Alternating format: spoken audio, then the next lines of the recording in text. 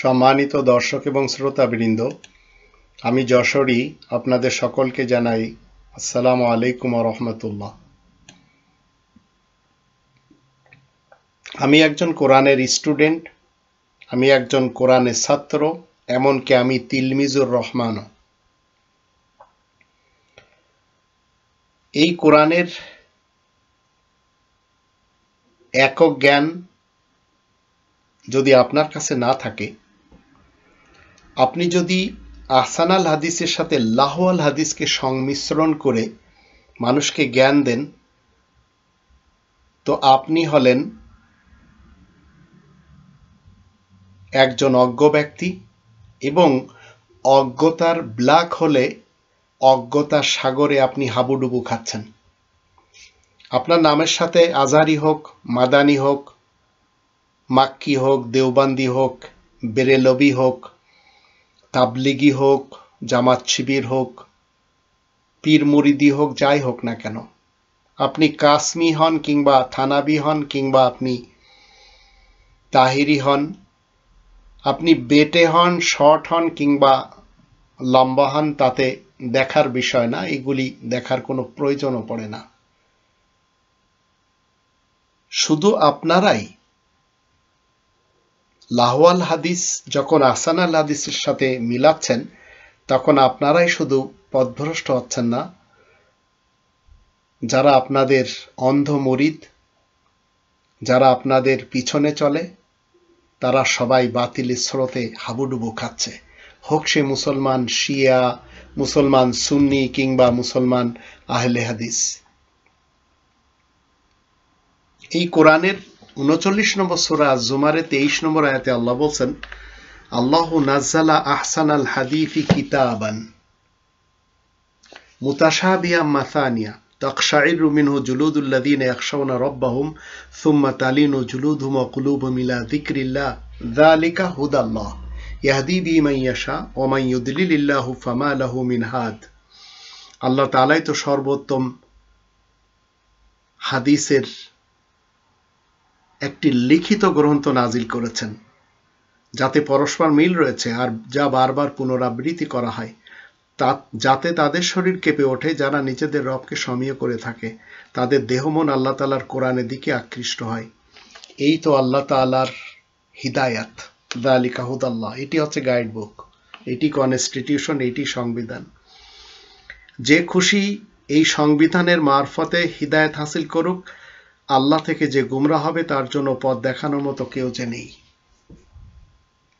এটি হচ্ছে আহসানাল হাদিসের সংবিধান, আহসানাল হাদিসের গ্রন্থ লিখিত আকারে। এবার আসুন, যারা এর সাথে আমাদের দেশে যারা আগুনখোর ধর্মজীবী করে খাচ্ছেন, যারা মুহতামিম ধর্মের ঘর মাদ্রাসা বানিয়ে খাচ্ছেন, এরা সবাই, এবং এদের যারা অন্ধভক্ত, এরা সবাই বাতিলের স্রোতে হাবুডুবু খাচ্ছে। এরা এই আহসানাল হাদিসকে কমপ্লিট ইসলামের গ্রন্থ মানে না, তাই এদের কাছে রয়েছে লাহওয়াল হাদিস। এবং লাহওয়াল হাদিসের দিকে যারা যাবে, তাদের ব্যাপারে আমরা 31 নম্বর সূরা লুকমানের 6 নম্বর আয়াত থেকে জানব আল্লাহ রাব্বুল আলামিন কি বলছেন। ওয়ামিনান নাসি মান ইয়াশতারি লাহওয়াল হাদিস লিয়ুদিল্লা আন সাবিলিল্লাহি বিগাইরি ইলম ওয়া ইয়াত্তাখিযাহা হুজুয়া উলাইকা লাহুম আযাবুম মুহিন। আর একদল মানুষ এমনও রয়েছে যারা লাহওয়াল হাদিস কিনে বেড়ায়, মানবরচিত বেকার হাদিস, যেন কিছু না বুঝে তারা আল্লাহ তাআলার কোরআন হতে বিভ্রান্ত করতে পারে, আর সেটাকেই তারা হাসি তামাশার ব্যাপারও মনে করে। তারাই তো সেই দল যাদের জন্য বড়ই অপমানজনক আযাব রয়েছে। এবার আমরা একটু চিন্তা করে দেখি, আমাদের দেশে যারা ধর্মজীবী করে খাচ্ছেন, যারা ধর্মের খোয়ার মাদ্রাসা বানিয়েছেন, এরা মূলত আহসানাল হাদিসের সাথে লাহওয়াল হাদিসের দরজ দিচ্ছেন। তো এই লোকগুলি যারা আজহারি, মাদানি, মাক্কি, দেওবান্দি, তাবলিগি, জামাত শিবির, এই টাইপের যারা রয়েছে, এরা সবাই কিয়ামত পর্যন্ত মুহাম্মাদুর রাসূলুল্লাহ ওয়া খাতামান নাবিয়িন দ্বারা সত্যায়িত 114টি সূরার 6348টি আয়াতকে কমপ্লিট ইসলাম মানবে না।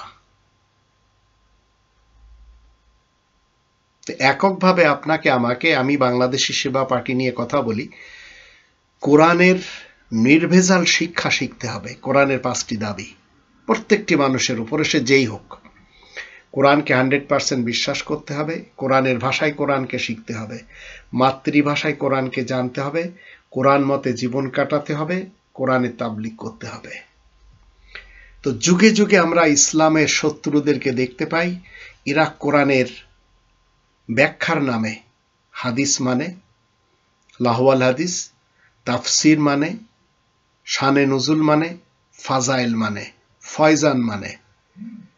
তো এদের কাছে রয়েছে শত শত না, হাজার হাজার না, লক্ষ লক্ষ গ্রন্থ। এরা সবাই কোরআনকে অসম্পূর্ণ মনে করে। আর এদের সকলের আলাদা আলাদা প্ল্যাটফর্ম রয়েছে, দল রয়েছে, মাদ্রাসা, ধর্মের খোয়াড়ও রয়েছে। আর এরা বড় বড় ডিগ্রি নিয়ে বিশ্বব্যাপী কোরআনের বিরুদ্ধে এক হওয়ার জন্য মানুষকে নিজ নিজ প্ল্যাটফর্মে ডাকে। কোরআনের ছোট্ট একটি শব্দ ইলাহ, এই ইলাহ শব্দটির বাংলা অর্থ হচ্ছে আইনদাতা, হুকুমদাতা। আরবরাও জানে না, আর অনারবরাও জানে না। না জানার কারণে এরা আল্লাহ তাআলাকে ফাআলাম আন্নাহু লা ইলাহা ইল্লাল্লাহ, তুমি জেনে রাখো যে আল্লাহ তিনি হলেন একক ইলাহ, একক হুকুমদাতা, একক আইনদাতা। তিনি ছাড়া আর কেউ আইনদাতা নেই, হুকুমদাতা নেই, হতেই পারে না। এটি আমরা 47 নম্বর সূরা মুহাম্মাদের 19 নম্বর আয়াত থেকে জানতে পারি। আবার 3 নম্বর সূরা আল ইমরানের 18 নম্বর আয়াত থেকেও জানতে পারি। আবার 29 নম্বর সূরা আল আনকাবুতের 51 নম্বর আয়াতে আল্লাহ বলেন, আওয়ালাম ইয়াকফিহিম আন্না আনজালনা আলাইকাল কিতাবা ইউতলা আলাইহিম ইন্না ফি যালিকা লারাহমাতাও ওয়া যিকরা লিকওমিন ইউমিনুন। মানুষের জন্য কি যথেষ্ট না যে আমি তোমার উপরে কি করেছি, একটি লিখিত কিতাব নাজিল করেছি যা তাদের মাঝে পড়ে শোনানো হয়। এর ভিতরে উপদেশ এবং রহমত রয়েছে মুমিন কওমের জন্য। তা আমাদের দেশের আগুনখোর বক্তা হুজুরেরা, ধর্মের খোয়ার মাদ্রাসার মোহতামিমরা মানে না, কখনো মানবে না। তো লাহওয়াল হাদিস এদের লাগবে। লাহওয়াল হাদিস যত সময় আহসান আল হাদিসের সাথে সংমিশ্রণ না করবে তত সময় এরা তো ইনকাম করে খেতে পারবে না। কারণ এরা সবাই কিন্তু এই যে ধর্মের খোয়ার মাদ্রাসার মোহতামিম হয়ে বসে আছে, এরা এক একটা জাগ্রত পথভ্রষ্ট। এরা সবাই কোরআনের মুহাম্মদুর রাসূলুল্লাহ শত্রু। এরা ইতিহাসের মোহাম্মদকে আঁকড়ে ধরেছে। এরাই কিন্তু 3 লক্ষ মসজিদের ইমাম। এরাই কিন্তু এই মসজিদগুলি কবজা করে বসে আছে, এখানে যেন সবাই ইমামতি না করতে পারে। একটি মহল্লার মসজিদেও দেখবেন 8,000, 10,000, 15,000 টাকা বেতনের একজন এই ধর্মের আগুনখোর ইমাম রয়েছে, এবং সে নামাজকে কি করেছে, একটা ব্যবসার পণ্য বানিয়ে নিয়েছে। গ্রামের লোকেরা মাঠে ঘাটে কাজ করে, এরা জোহরের নামাজের সময় এসে জামাতে নামাজ পড়ে, ওই ইমাম কিন্তু কাজ করবে না।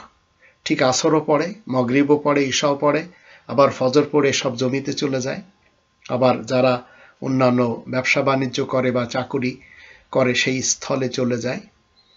কিন্তু এই আগুনখোর মৌলবী সমাজ এরা কখনো মসজিদকে ছাড়বে না, কারণ এটা ছাড়লেই তো এদের ব্যবসা বন্ধ হয়ে যাবে। তো আমাদের দেশের এই উলামা লীগ এবং উলামা দল, এই উলামায়ে আহলে হাদিস, এরা সবাই দেখবেন এই নামাজকে একটি ব্যবসার রূপ দিয়ে ব্যবসা করে খাচ্ছে। এরা হজকেও ব্যবসার রূপ দিয়েছে। তো হজ ব্যবসায়ীদের নিয়ে এখন এই চলমান সরকারের উপদেষ্টারা কি করে চলেছে, চিন্তা করছে এদেরকে কিভাবে বাতিল করা যায়। এই ধর্মের খোয়ার মাদ্রাসা থেকে হাফেজ বানানো হচ্ছে, যার ব্যাপারে কোরআনের কোনো তাগিদ নেই। আবার এরাই বলছে একজন হাফেজ 10 জনকে জান্নাতে নিয়ে যাবে। মুহাম্মদুর রাসূলুল্লাহ কখনো বলেননি, সত্যায়িত না ও খাতামান নাবিয়িন দ্বারা। তো এইভাবে ধর্মের ব্যবসা করে খাচ্ছে এরা সবাই। মনে রাখবেন, এরা সবাই টোটালি পথভ্রষ্ট। এদের থেকে আপনাকে আমাকে সব সময় বেঁচে চলতে হবে। আল্লাহ আমাদের সেই তৌফিক দান করুন।